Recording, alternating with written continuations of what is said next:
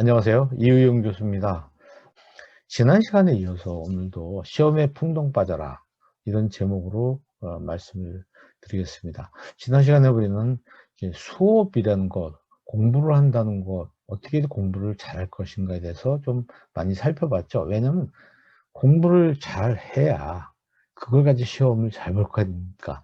근데 공부를 하지 않고 시험 보는 기술을 아무리 강의를 들어도 여러분들이 시험을 잘 보기는 참 어렵다. 이런 이야기이죠. 자, 풍덩 빠져야 됩니다. 풍덩.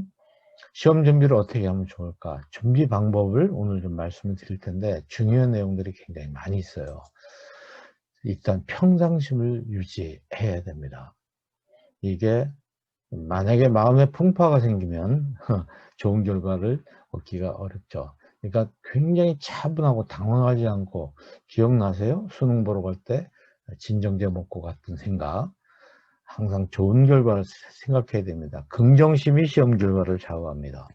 어느 초등학교에서 두 개의 반에 똑같은 문제를 가지고 시험을 봤는데, 시험 보기 전에 약 5분 동안 각각 모든 학생들이, 이쪽 반은 그날 굉장히 기분 좋은 일 5가지를 생각해서 쓰게 했고, 이쪽 반은 반대로 기분 나쁜 일을 쓰도록 그렇게 했습니다. 그렇게 해서 시험을 봤는데 두 반의 평균 점수가 약 10점 정도 차이가 났다는 통계가 있습니다.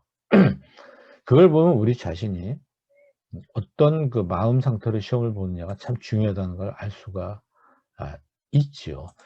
자, 그리고 2주 전부터 시작하라는 겁니다. 대개 이제 우리가 그 벼락치기라고 이야기를 하지 않습니까? 갑자기 그냥 어느 날 몰아서 시험 공부를 하는데 사람이 잠도 자야 되고 그렇기 때문에 굉장히 나쁜 일입니다. 컨디션이 나쁘면 다 망해버리죠. 2주 전부터 뭐를 하셔야 되냐면 컨디션 조절을 하셔야 돼요. 시험 공부.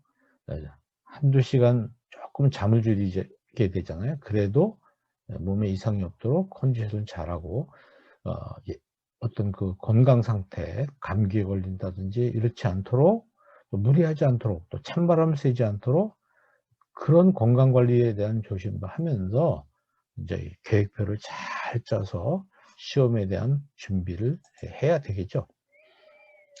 대개 이제 시험에 실패하는 사람들은 낮은 학점짜리 좋아하는 수업만 자꾸 하고 앉아 있어요. 근데 이제 큰 학점, 3학점짜리 흥미없는 수업을 어떻게 극복하고 돌파하느냐가 참 중요하잖아요. 또 더군다나 평상시에 공부를 잘 해놨어야 되는데 그렇지 못했을 때는 큰 그 걱정거리가 될 수밖에 없지요. 그리고 이제 개념만 공부하지 말고 문제를 풀어봐야 됩니다.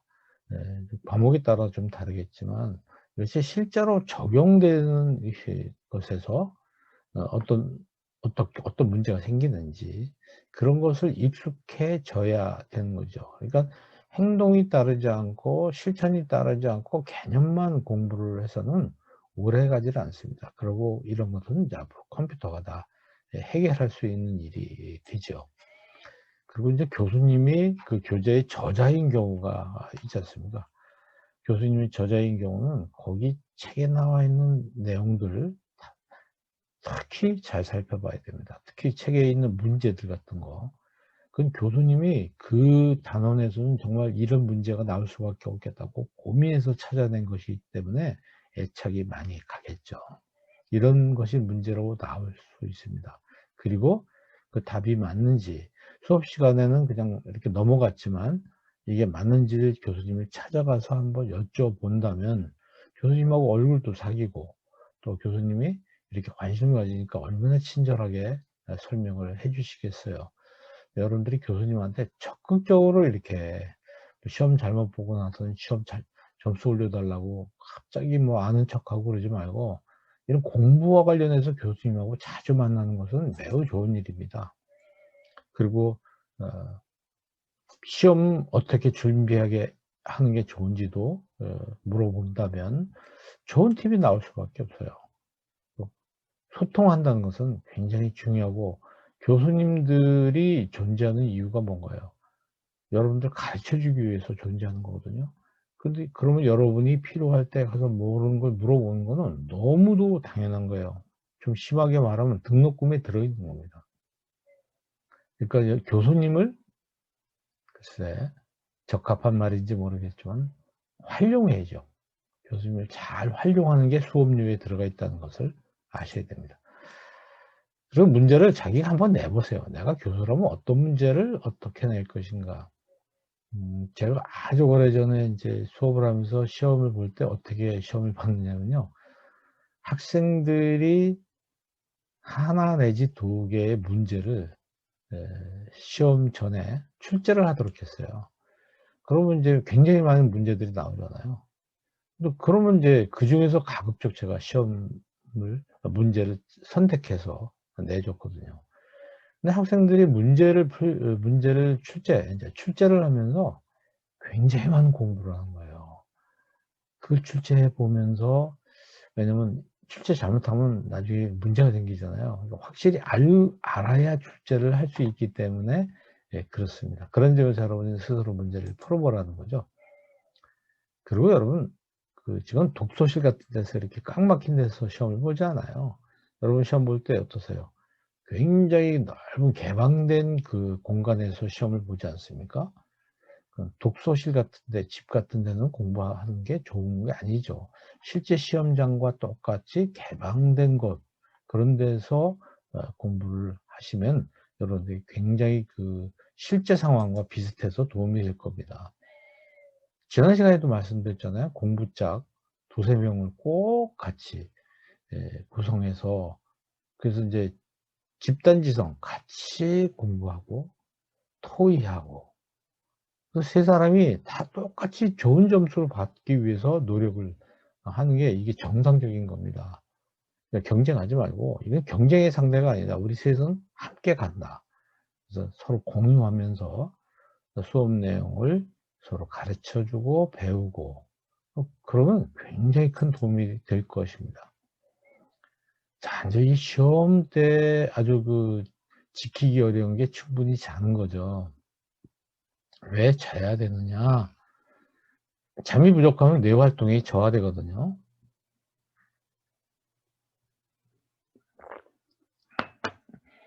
우리가 피곤해지면 기억한 게 자동으로 삭제가 돼 버립니다. 그 기억을 다시 한번 되살린다는 것이 불가능해지는 거예요. 그러니까 뭐라 그럴까? 우리가 USB가 이제 망가진 데다가 이걸 저장을 하면 나중에 안 나오는 거와 똑같은 거예요. 각성제 먹고 막 버티고 그래서 뇌가 지쳐버리면 이해도 안 되고 기억한 것이 나오지도 않고 그렇습니다. 그러니까 이런 충분히 잠자는 거 중요하고요. 식사 제때 하는 게 또 굉장히 중요합니다. 이게 운동이거든요. 뭘 먹는다는 게 이렇게 음식을 씹을 때 뇌가 이렇게 좀 각성이 된다고 합니다. 그러니까 식사도 제때 하는 것이 참 중요하다는 말씀 드릴 수 있어요. 지금부터 여러분이 해야 될 일은 뭐냐면 다음 시험 준비하는 거예요. 만약에 중간고사를 지금 치르는 과정이라면 중간고사 최선 다해야 되지만 중간고사 끝났으면 기말고사 준비를 지금부터 해야 되는 거죠. 시험 끝났다. 그래서 풀어지고 그런 거는 이제 강제로 시험을 보는 구조에서 고등학교 때 대학 가기 위해서 그런 일이 많이 있죠. 익혀진 아주 나쁜 습관입니다.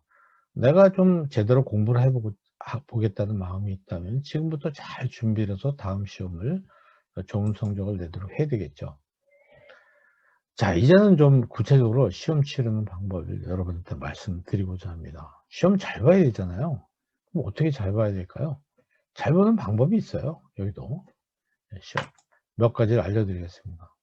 자, 이게 이제 여러분들이 시험지 이렇게 낸 것을 제가 이제 이렇게 채점한 건데 이걸 한번 보세요. 여러분이 이걸 읽을 수가 있겠어요? 머리에 잘 들어옵니까? 이렇게 쓴 것이? 이게 교수님들은 여러분이 쓴 답안지를 다 읽어야 되는데 엄청나게 힘들거든요, 이게. 자, 이렇게 흐린 글씨, 자기 독특한 필체, 이걸 교수님이 읽기가 너무 힘든 거예요. 그리고 이렇게 빡빡한 내용들, 이걸 어떻게 읽을 수 있겠어요? 자, 이게 뭐 몇째 줄을 읽었는지 기억이 잘 안 날 정도거든요. 또 이런 파란 글씨 같은 것은 굉장히 좋지 않습니다. 그런데 이 학생은 약간 좀 보기가 편하다는 생각이 들어요. 시험지를 딱 이렇게 마주 펴놓고서 마주하면 교수님이 "아, 이건 좀 읽어봐야 되겠다. 아, 이거 뭐지? 이건 뭐 어떻게 이걸 읽어?" 이렇게 둘로 나눠져요. 그래서 읽을 수 있겠다는 생각이 들면은 읽고, 읽기가 어렵다는 생각이 들면 제껴 놓습니다. 그럼 자꾸 밀리죠. 그럼 좋은 점수를 받기가 힘들어요. 여러분이 시험지에다가 막 써 놓은 것을 교수님이 엄청나게, 말하자면 뭐랄까, 신경을 써서 정성을 다해서 읽느냐? 그럴 리가 없죠. 예. 자, 이 학생은 그래도 번호를 이렇게 붙여 주니까 읽기가 참 편하지 않습니까? 예. 그런데 이 학생은 어때요? 훨씬 읽기가 수월하고 눈에 싹 들어옵니다. 글씨도 보기가 편한 글씨이고, 이렇게 띄어쓰고 글자의 크기, 문자의 크기도 적절하고, 그래서 읽기가 참 편하다, 이런 생각이 들어요. 무엇보다도 문장들이 짤막짤막해서 읽기가 좋다는 생각이 듭니다. 네.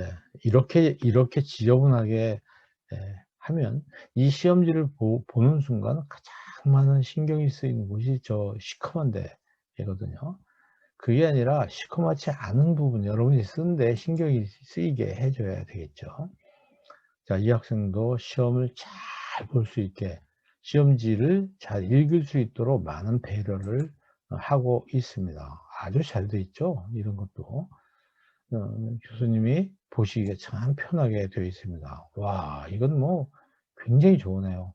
그러니까 여러분들이 답을 맞게 썼느냐 안 썼느냐만 생각하지, 내가 표현한 것을 교수님이 읽기가 편한가 편리하지 않은가에 대해서는 신경 쓰지 않은 거예요.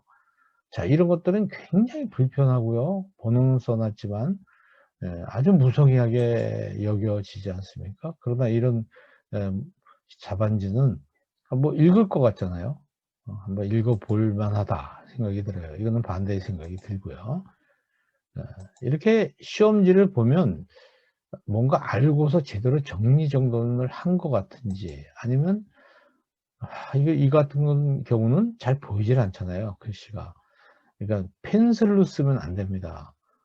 꼭 진하게 잘 보이게 펜을 가지고 써야지 상대방에게 읽혀진다는 것을 알 수가 있습니다. 이것도 마찬가지예요.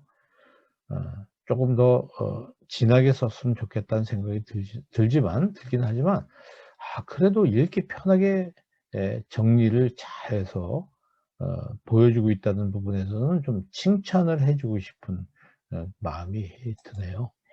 네, 이렇게 번호를 써 주고 그 번호에 맞춰서 넉넉하게 널찍널찍하게 이렇게 보게 해준 것은 상당히 좋은 겁니다.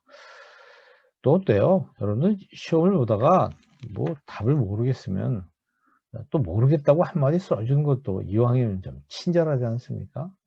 1번 빼먹고 그냥 2 번부터 쓴다든지, 그렇게 하기보다는 번호를 빼먹지 말고 꼭 쓰고, 아는 건 쓰고 모르는 건 비워 둔다든지, 또 "내 생각이 잘 나지 않습니다."라든지, 이렇게 표현을 해 줘야 보시는 분도 좀 뭐랄까, 성의 있다는 느낌이 들 것 같아요. 자, 인제 그리고 지금까지 설명드린 건데, 여러분이 쓴 답안지를 채점하기 편하게 좀 작성을 해 줬으면 좋겠다, 그런 얘기예요. 여러분, 가독성이란 말 들어보셨나요? 또 이독성이라는 말을 들어보셨나 모르겠어요. 가독성과 이독성이라는 건 뭐냐면은, 가독성이라는 것은 눈에 글자가 들어오느냐는 겁니다. 글씨의 크기, 또 진한 정도, 그리고 이제 글의 어떤 글줄의 길이, 행간, 뭐 이런 것들이 일단 눈에 들어와야지 읽어 볼 거니까, 그게 가독성이에요. 자, 이독성은 뭐죠? 이독성이라는 건 글을 이렇게 봤을 때 의미가 전달이 되고 이해가 되는 것, 어느 정도인가, 그게 인제 아주 좋다, 쉽다. 그렇게 해서 이독성이라고 이야기를 하는 거죠. 그래서 이제 글쓰기 같은 거 여러분이 열심히 공부하셔야 되는 이유가 거기에 있습니다. 그래서 사람 머리는 우뇌와 좌뇌로 되어 있다고 그러잖아요. 오른쪽 뇌는 항상 그 가독성이라는 게 뭐죠? 아까 얘기한 대로 그림을 보는 겁니다. 전체적인 윤곽을 이렇게 봐서 그 다음에 이독성을 가지고 해독을 하는 거죠. 의미를 알아내는 것이죠.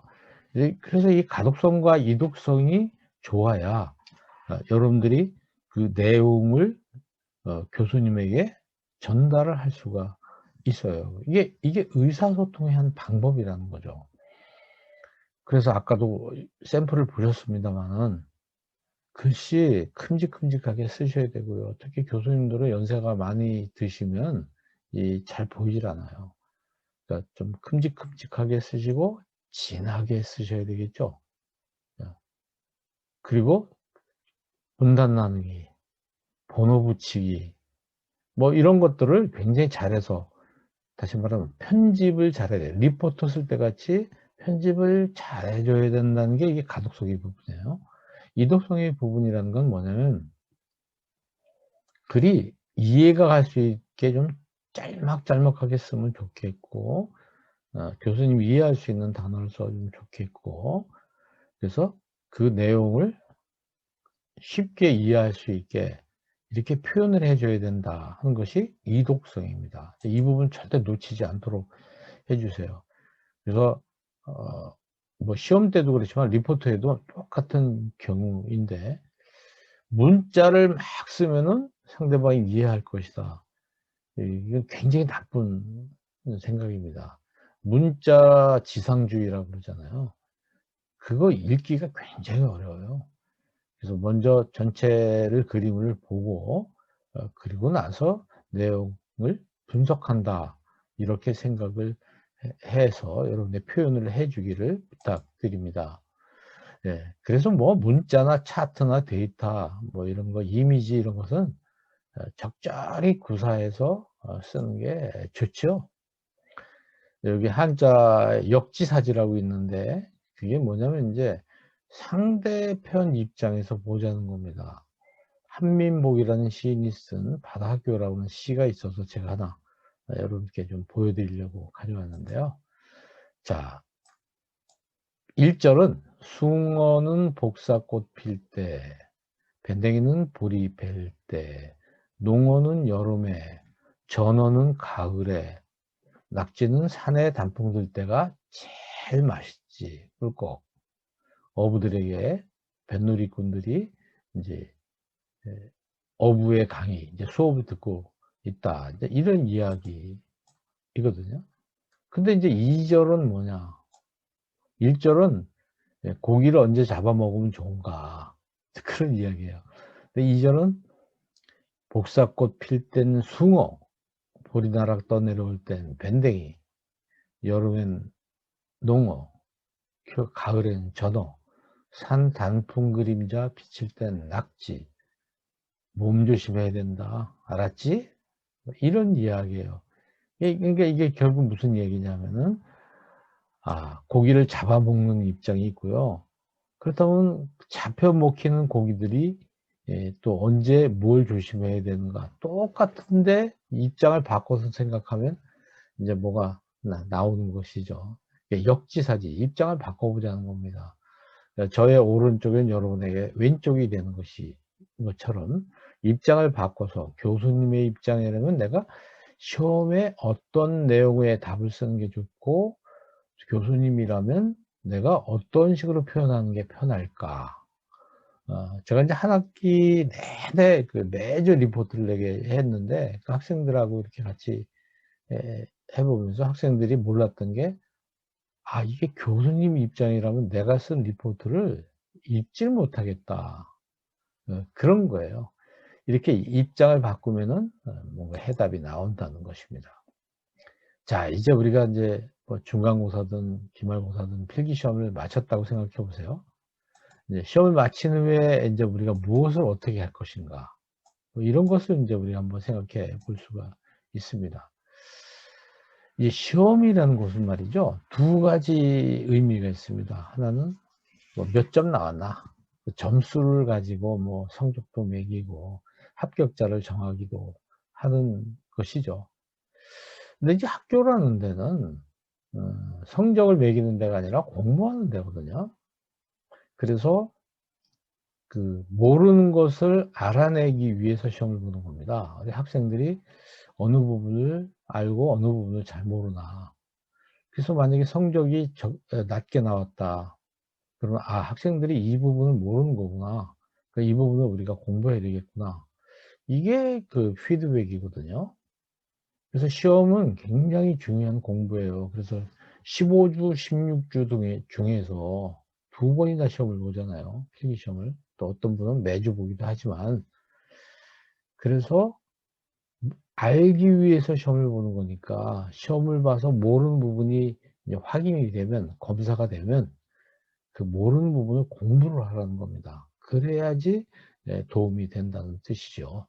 시험도 공부다. 그러니까 답안을 확실히 알고 넘어가라. 교수님에게 꼭 여쭤봐라.